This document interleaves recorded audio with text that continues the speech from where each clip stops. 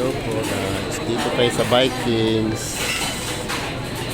Yan, mga dessert nila.